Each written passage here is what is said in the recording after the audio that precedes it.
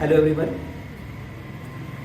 आज हम लोग स्टार्ट करेंगे Indian partnership act 1932। Paper number 2A law में है अपना। ये 60 मार्क्स का ये टोटल पेपर है और इसमें डिस्क्रिप्टिव क्वेश्चंस आएंगे, मतलब आपको फुल आंसर्स लिखने हैं। तो इट इज़ वेरी इंपॉर्टेंट कि हम थोड़ा सा लिखने की भी प्रैक्टिस करें, अदरवाइज एग्जाम में हमको थोड़ी प्रॉब्लम आएगी। Anyway, sir the Indian partnership act 1932 एक बहुत सिंपल सा लॉ है और थोड़ा बहुत हम लोगों को आइडिया भी है इसका, हमने पिछली क्लासेस में पढ़ा हुआ है। बाकी कुछ चीजें नई आएंगी क्योंकि यहाँ पे पूरी लॉ कवर किया हुआ है। कंपनीज एक्ट जो था वो सिर्फ एक brief introduction was covered in our course, but partnership act पूरा कंप्लीट कवर है।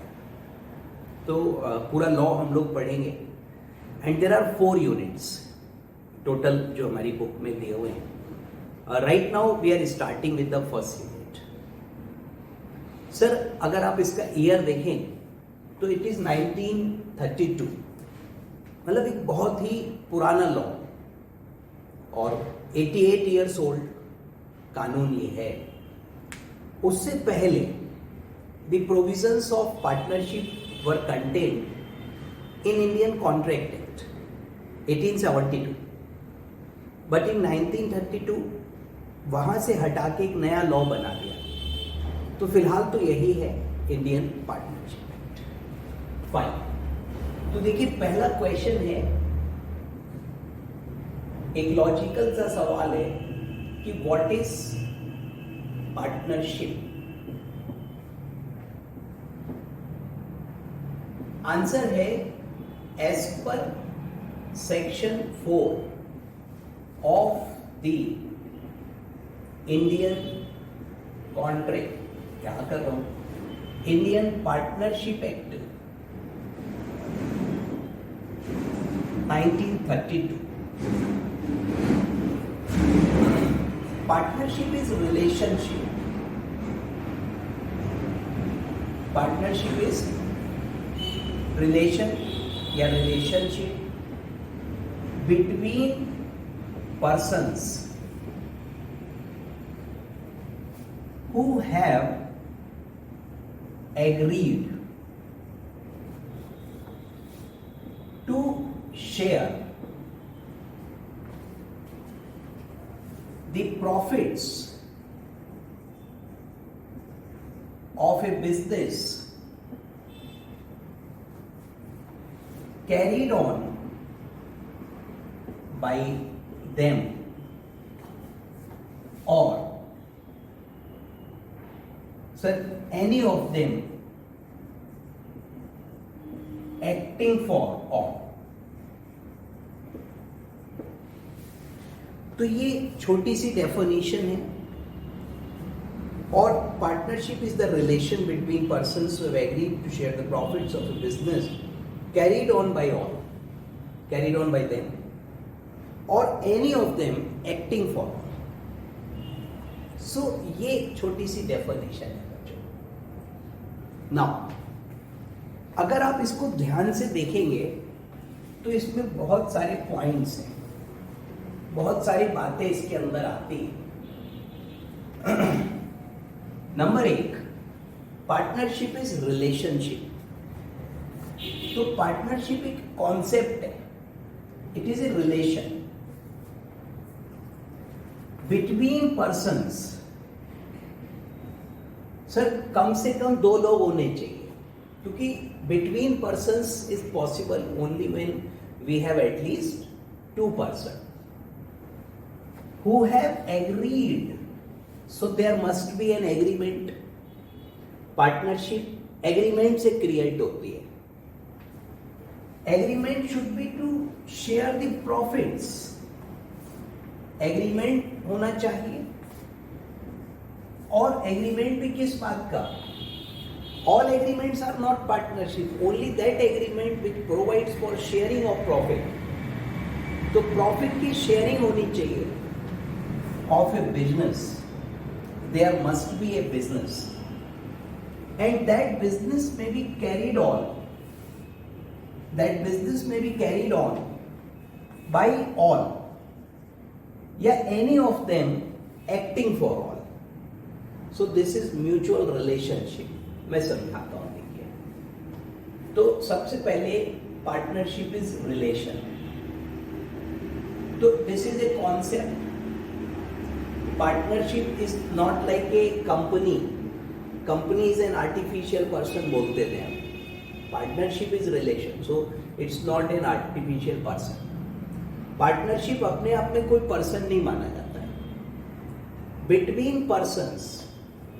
तो बिटवीन पर्संस लिखने का मतलब है कि सर एटलीस्ट 2 लोग होने चाहिए. At least 2 persons. कोई भी हो सकते हैं सर. इंडिविजुअल हो सकते हैं.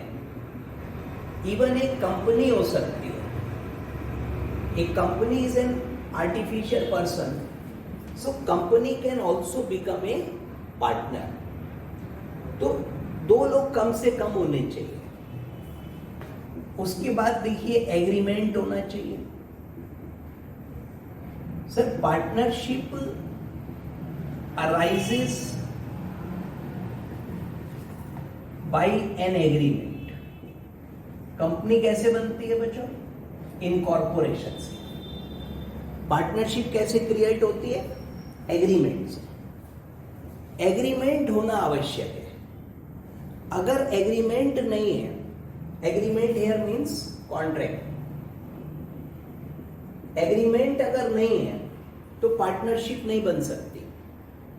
सर अब जैसे कोई फैमिली बिजनेस है और फैमिली कर रही है उसको, तो वो पार्टनरशिप नहीं है, क्योंकि उन लोगों के बीच में एग्रीमेंट नहीं हुआ, कॉन्ट्रैक्ट नहीं हुआ. कॉन्ट्रैक्ट कैसे होता है? ऑफर होगा, एक्सेप्टेंस होगी, लीगल वे में होगा. हाँ, कॉन्ट्रैक्ट होना चाहिए सर. मे बी ओरल और रिटेन. इवन ओरल कॉन्ट्रैक्ट हो सकता है. कानून की नजर में ओरल कॉन्ट्रैक्ट की भी इक्वल वैल्यू है. बट प्रॉब्लम वही आती है कि प्रूफ कैसे करेंगे. और प्रूफ कैसे करेंगे वी आर नॉट डिस्कसिंग. हम लोगों के कोर्स में वो पार्ट नहीं है बच्चों. हम लॉ समझ लें, यही काफ़ी है. उसको कैसे करना है प्रूफ, ये कोर्ट का मैटर है. तो अभी we are not going to the courts. We will talk about this thing someday, but not today. तो partnership arises by an agreement. Contract होना चाहिए. कॉन्ट्रैक्ट ओरल हो सकता है, कॉन्ट्रैक्ट रिटेन हो सकता है. Persons must be competent to contract. Sir contract करने की उनमें कैपेसिटी होनी चाहिए. Competence means capacity.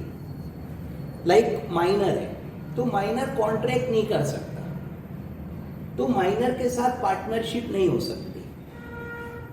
अब आपने पढ़ा है कि माइनर पार्टनर हो सकता है, तो देखिए technically that statement was wrong. Minor can not be a partner. However, he can be admitted for the benefits of the firm. Minor partner नहीं हो सकता, नो.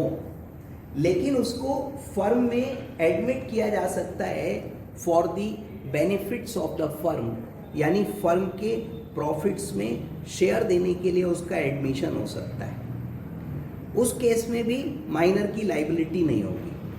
माइनर क्योंकि कॉम्पिटेंट टू कॉन्ट्रैक्ट नहीं है, वो कॉन्ट्रैक्ट करने की कैपेसिटी नहीं रखता है, इसलिए माइनर को जनरली पार्टनर नहीं माना जा सकता. तो person must be competent to contract. Minor partner नहीं बनेगा. अभी ये समझ लीजिए, बाकी हम माइनर पे आगे बहुत डिटेल में डिस्कस करेंगे. सारी बातें डिस्कस करेंगे, आगे का वर्ड है. एग्रीमेंट जो होना चाहिए बच्चों, agreement should B for sharing of profit. Profit sharing का एग्रीमेंट होना चाहिए. all agreements are not partnership. Only those agreements which provide for sharing of profit can be treated as partnership. There must be a business. Sir business activity होनी चाहिए. Sir profits of a business, तो there must be a business, यानी कि profit objective. Sir business का उद्देश्य profit कमाना होता है, तो चैरिटेबल पर्पस से पार्टनरशिप नहीं बन सकती. अभी 4 लोग मिलकर के ये तय करते हैं कि भाई ठीक है, चलो आजकल लॉकडाउन चल रहा है, लोग परेशान हैं, तो हम उनकी हेल्प करेंगे. So this type of agreement is not partnership, because they do not have the object of profit. Sharing भी नहीं है, और भाई साहब बिजनेस नहीं है. बिजनेस एक्टिविटी होना जरूरी है, ठीक है. और सर बिजनेस में बी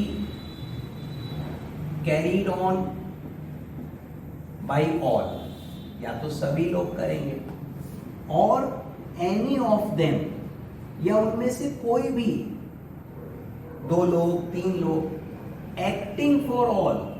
लेकिन वो जब करेंगे तो वो सबके बिहाफ पे करेंगे. Sir this principle is known as principle of, आप बताओ बेटा क्या होगा ये. तो sir mutual agency. Mutual agency, they are agents of each other. Sir इसका मतलब ये है for the acts of one partner, एक पार्टनर अगर कुछ करेगा, ऑल आर लाइबिल, तो उसके लिए सबकी लाइबिलिटी होगी. All partners will be liable. This thing is known as mutual agency, and this is very very important point. बहुत ही इंपॉर्टेंट चीज है. तो देखिए पार्टनरशिप इज रिलेशन. तो partnership is an artificial person, ऐसा नहीं लिखा है. It is a relationship between persons. तो पार्टनरशिप एक कॉन्सेप्ट है. It is just a concept. इसका कोई सर लीगल एंटिटी नहीं है. जस्ट लाइक जैसे कंपनीज होती हैं, कंपनी का एक लीगल एंटिटी होता है, कंपनी को लीगल पर्सन माना जाता है, कंपनी अपने बिहाफ पे एक्ट कर सकती है. पर partnership is not different from partners. तो partnership is relation between persons. Sir between persons का मतलब कम से कम बेटा 2 लोग होने चाहिए. There must be at least 2 persons. Maximum कितने हो सकते हैं हम आगे डिस्कस करेंगे, लेकिन कम से कम 2 होने चाहिए, तभी तो बिटवीन पर्संस होगा. अब ये पर्सन कह रहा है, तो पर्सन कौन है? इंडिविजुअल भी पर्सन है, कंपनी भी पर्सन है. तो इंडिविजुअल भी पार्टनर हो सकता है, हम और आप पार्टनर बन सकते हैं. कंपनी भी पर्सन हो सकती है, पर्सन होती है, कंपनी भी पार्टनर बन सकती है. तो मिस्टर एक्स और एक्स लिमिटेड की भी पार्टनरशिप हो सकती है. तो it is relationship between persons who have agreed. तो एग्रीमेंट होना चाहिए बच्चों. एग्रीमेंट का मतलब होता है कॉन्ट्रैक्ट. और सर एग्रीमेंट जो होगा वो पार्टनरशिप क्रिएट करेगा. Partnership is created by agreement. Company is created by law. HUF is created by status. Partnership is created by agreement. Agreement से क्रिएट होगी. ये जो पर्सन्स हैं इनके बीच में एग्रीमेंट होना चाहिए. एग्रीमेंट एनफोर्सिएबल होना चाहिए. एग्रीमेंट लॉफुल होना चाहिए. और उस एग्रीमेंट में सर बंदे एग्रीमेंट करने के लिए कॉम्पिटेंट होने चाहिए, यानी कि मेजर होना चाहिए. सर कॉम्पिटेंट कौन कौन होता है? कॉन्ट्रैक्ट एक्ट में लिखा है कि मेजर होना चाहिए, साउंड माइंड होना चाहिए, और not disqualified by any law. किसी लॉ से डिस्क्वालिफाइड नहीं होना चाहिए. तो ये 3 चीजें हैं बच्चों. ये हम कॉन्ट्रैक्ट एक्ट में डिस्कस करेंगे, अभी इसकी चिंता मत करिए. लेकिन आप देखिए माइनर द्वारा किया गया एग्रीमेंट वॉइड है। अनसाउंड माइंड, जिसका दिमाग काम नहीं कर रहा ठीक से, उसके द्वारा किया गया एग्रीमेंट वॉइड है।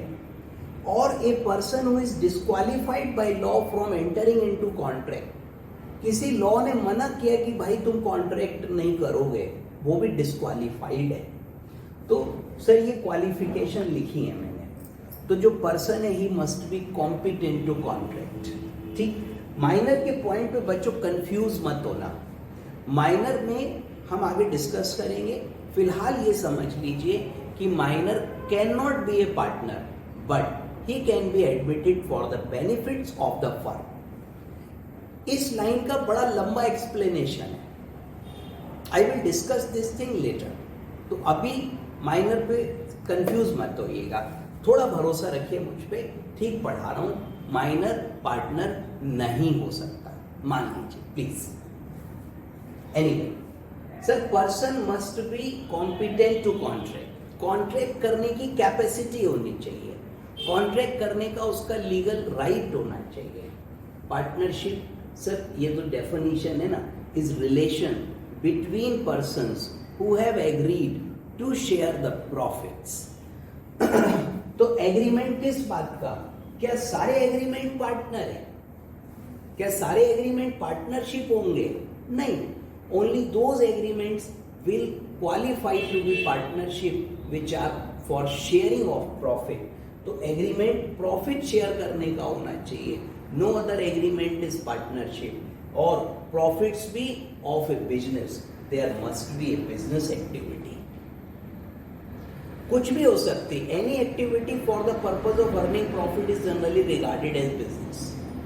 कोई भी एक्टिविटी जो हम प्रॉफिट के लिए कर रहे हैं वो बिजनेस है। तो प्रॉफिट मोटिव होना चाहिए, प्रॉफिट ऑब्जेक्ट होना चाहिए। तो फॉर चैरिटेबल पर्पज या any other purpose A partnership can not be created. Partnership can be created only for business, only for profit sharing. Profit हो, उसकी भी शेयरिंग हो, आपस में शेयर हो प्रॉफिट, उसको बांटा जाए, only then it will be treated as sir business. Last point है, may be carried on by all. All the partners have right to participate in the business, सब लोग करेंगे।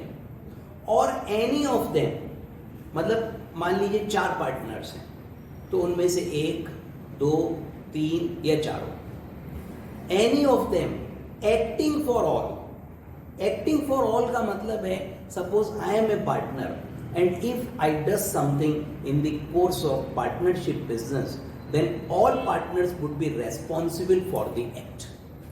मैंने पार्टनरशिप के बिजनेस के कोर्स में लोन लिया और वो पैसे लेके मैं भाग गया, तो फर्म को पेमेंट करना पड़ेगा। पार्टनर्स को कलेक्टिवली फर्म कहा जाता है। तो जो पर्सन्स हैं बच्चों, इनको हम लोग पार्टनर बोलेंगे, ये पार्टनर हैं। और इन पार्टनर्स की जो कलेक्टिव एंटिटी है, टोटल एंटिटी है, कलेक्टिव एंटिटी, इनको मिलाकर के फर्म कहा जाता है। तो ये फर्म कहलाती है। Partnership firm is nothing but collective entity of the partners, right. So आप देखिए, एक एक शब्द का मतलब है, एक एक वर्ड हैज ए मीनिंग। और जिस तरीके से मैंने इस डेफिनेशन को पढ़ा है, पॉइंट्स निकाले इसमें से बच्चों, this is the way we have to read the law and this is what is expected from us, that we understand each and everything and write that thing in exam in a proper language. देखिए, it is not important that you copy paste the same language in your answer sheet. ये impractical भी है। मैं अगर आपसे ये expect करूं कि आप वर्ड बाय वर्ड याद कर लोगे, तो it is very difficult, right. But जो लीगल प्रोविजन है, आप उसको थोड़ा वर्ड बाय वर्ड कर लो, या as near as there to, जितना कर सकते हो कर लो। Like this is the main definition, ठीक है। तो यहां पर ये जो इतना डेफिनेशन वाला पोर्शन है बच्चों, ये वाला पार्ट, ठीक है। अब इसको याद कर लीजिए, इसको एज इट इज लिखिए, थोड़ा बहुत वेरिएशन अपने आप आएगा। आप पूरी कोशिश करेंगे एज इट इज की, तो भी थोड़ा बहुत वेरिएशन आएगा। अब इसके बाद जो डिस्कशन है वो आप अपनी लैंग्वेज में कर सकते हो। ये सारी बातें जब आप लिखोगे तो you can use your own language. हाँ, वो ठीक होनी चाहिए, ग्रामेटिकल एरर्स उसमें नहीं होनी चाहिए। सर उसमें इंग्लिश सही होनी चाहिए, सेंटेंसेस का कंस्ट्रक्शन प्रॉपर होना चाहिए। तो वो सब इंग्लिश आप लोगों को आती है। You people are better in English than me. मेरा इंग्लिश तो वैसे भी कमजोर है, इतने दिन में तो समझ ही गए होंगे आप लोग। Anyway, so what we have to learn? We have to learn partnership is relation between persons who have agreed to share the profits of a business carried on by all or any of them acting for all. So when we talk any of them acting for all, it means कि अगर कोई भी करेगा then everybody will be responsible. Acting for all, वो सबके behalf पे कर रहा है, सबकी तरफ से कर रहा है, वो सबका एजेंट है। ठीक, इफ वी आर पार्टनर्स तो I am your agent and you are my agent.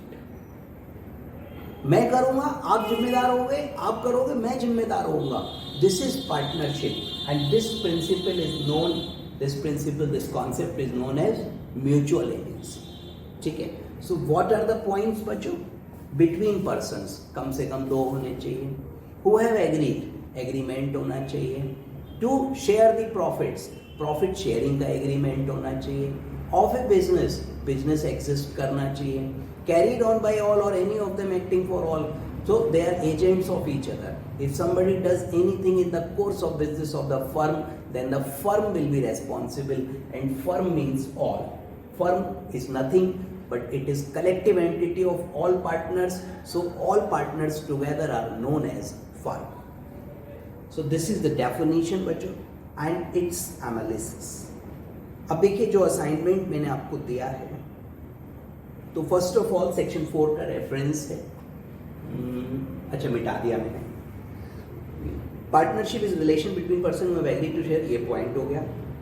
अब देखिए एसोसिएशन ऑफ टू और मोर पर्संस, तो ये बात तो अभी हमने डिस्कस की थी बच्चों, क्योंकि पार्टनरशिप यार अकेले कैसे होगी, आप खुद बताओ। क्या मैं खुद से एग्रीमेंट कर सकता हूं, या आप अपने आप से एग्रीमेंट कर सकते हो? वो कमिटमेंट होता है बेटा, जो खुद से किया जाता है ना, और लॉ में उसकी कोई वैल्यू नहीं है। आपने खुद से कमिटमेंट किया कि कल से, मैंने किया, आपने नहीं, मैंने किया, मैंने खुद से कमिटमेंट किया कि कल से मैं पबजी नहीं खेलूंगा। मैं खेलता नहीं हूँ, जस्ट फॉर एग्जाम्पल। अब मैंने खुद से कमिटमेंट किया कल से मैं पबजी नहीं खेलूंगा, क्योंकि क्या है ना, आजकल पढ़ाई भी ऑनलाइन चल रही है, तो मोबाइल पे देखना पड़ता है सर, फिर मोबाइल पे और भी काम हो जाते हैं, फिर पबजी खेल लो तो सारा दिन मोबाइल पे ही हो गया। मोबाइल भी कह रहा भैया हम पे दया करो। ठीक, हमारी आंखें कह रही हैं अरे भाई हम पे दया करो। ब्रेन सर वो कह रहा है हम पे दया करो, क्योंकि ब्रेन पे भी दोनों जगह में it is highly active. When you are studying brain is active, when you are playing PUBG brain is active. तो फॉर एग्जाम्पल मैं पबजी खेल रहा हूँ, मान लो, ठीक है, मैंने खुद से प्रॉमिस किया मैं नहीं खेलूंगा, तो ठीक है, ये कमिटमेंट है मेरा। 2 दिन नहीं खेला, तीसरे दिन बहुत मन करा, फिर खेलने लग गया। अब क्या मैं खुद पे सूट फाइल कर दूं और कोर्ट में जज साहब मेरी बात सुनेंगे या मुझे धक्के देके निकलवा देंगे? समझ रहे हो ना, उसकी कोई वैल्यू नहीं है लॉ में। चलिए, तो पार्टनरशिप डिस्कस कर रहे थे हम लोग। तो 2 पार्टनर होने चाहिए। सर जब हम बिटवीन पर्संस की बात करते हैं,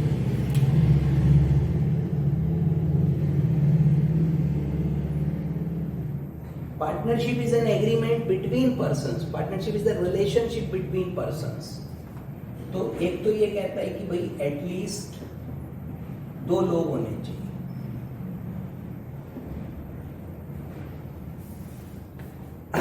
अब मन में एक सवाल आता है कि साहब 2 तो मिनिमम आपने बता दिए, बट मैक्सिमम कितने हो सकते हैं? तो मैक्सिमम का जो पॉइंट है वो पार्टनरशिप एक्ट में नहीं है। मैक्सिमम नंबर ऑफ पार्टनर्स वो चल रहा है कंपनीज एक्ट में। कंपनीज एक्ट में एक सेक्शन है 464, ऑब्वियसली हमने नहीं पढ़ा, और वो कहता है कि अगर आप बिजनेस कर रहे हो, ट्रेडिंग, मैन्युफैक्चरिंग, तो मैक्सिमम 50 हो सकते हैं, और अगर आप प्रोफेशन कर रहे हो, चार्टर्ड अकाउंटेंट, लॉयर, डॉक्टर, तो there is no limit on numbers, any number of persons can be treated as partner. आप कितने भी पार्टनर बना सकते हो, उसमें कोई लिमिट नहीं है। प्रोफेशनल्स के केस में डॉक्टर, सीए, लॉयर, ऐसे और भी बहुत सारे profession, architect, engineer, so on, तो there is no limit. Business कर रहे हो, ट्रेडिंग, मैन्युफैक्चरिंग, कॉमर्स, देन 50, उससे ज़्यादा नहीं हो सकते बच्चों, ठीक। उसके बाद देखिए एग्रीमेंट से बनेगा, और पार्टनरशिप एग्रीमेंट से क्रिएट होती है। तो ये तो बड़ा सिंपल रूल है कि partnership is created by agreement, agreement से क्रिएट होगी, नॉट बाय स्टेटस। सर मैं आपको समझाता हूं, सपोज एक मिस्टर एक्स बिजनेस कर रहे थे, प्रोप्राइटरशिप में ये अपना व्यापार कर रहे थे, सोल प्रोप्राइटर। एक दिन इनकी डेथ हो गई। अब इनके 2 बेटे थे, ए और बी, और ये ज्वाइंटली उस बिजनेस को करने लग गए, jointly continued business of father.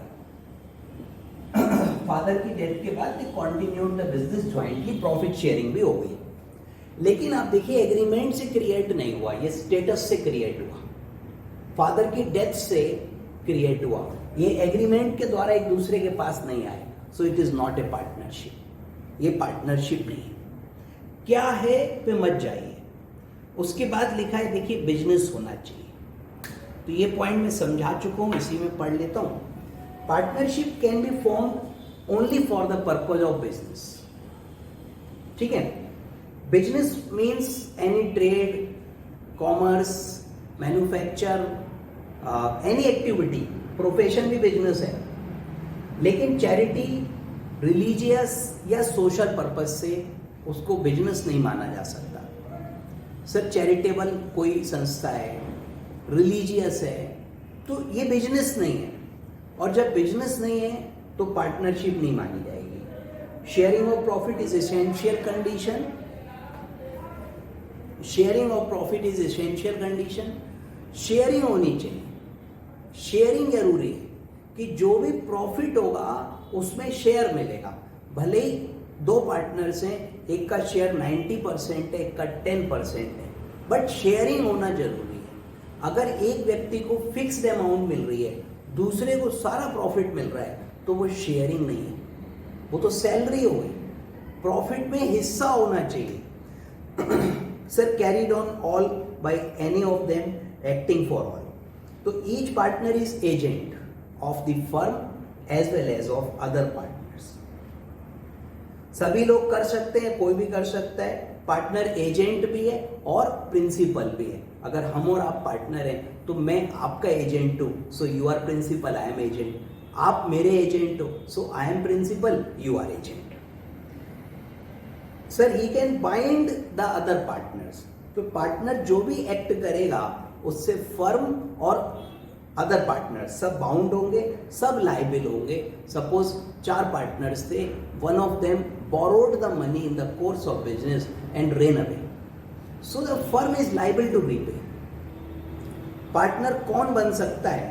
तो देखिए मैंने आपको बताया था, a person who is competent to contract as per section 11 of the contract act, sound mind, major and not disqualified by any law. ये 3 कैटेगरी है। However minor can be admitted to the benefits of the firm. Minor partner नहीं होगा, but he can be admitted for the benefits of the firm with consent of all partners. इस point को हम लोग आगे और discuss करेंगे बच्चों।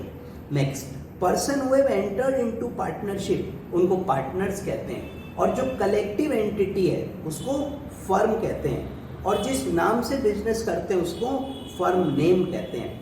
आगे लिखा है बेटा कि जो लीगल एंटिटी नहीं है, फर्म को पर्सन नहीं मानते. Firm is not a person. Firm is nothing but the collection of the partners. Partners ही हैं और उसको माना जाता है. ठीक है बच्चों, तो इस प्रकार से ये थोड़ा सा था. थोड़ा सा होमवर्क दे दूं मैं आप लोगों को. तो एक क्वेश्चन नंबर 1 है एविडेंस ऑफ पार्टनरशिप, ये आप लोग पढ़ेंगे. और दूसरा distinction between partnership and company, ये आप लोग पढ़ेंगे. तो 2 काम करने. क्वेश्चन 1 आपको पढ़ना है. क्वेश्चन 1 किस चीज़ के ऊपर है? क्वेश्चन 1 है कि आपका एविडेंस ऑफ पार्टनरशिप क्या है. ठीक, आप पढ़ेंगे, मैं भी नहीं बताऊंगा. Question 2 firm versus company.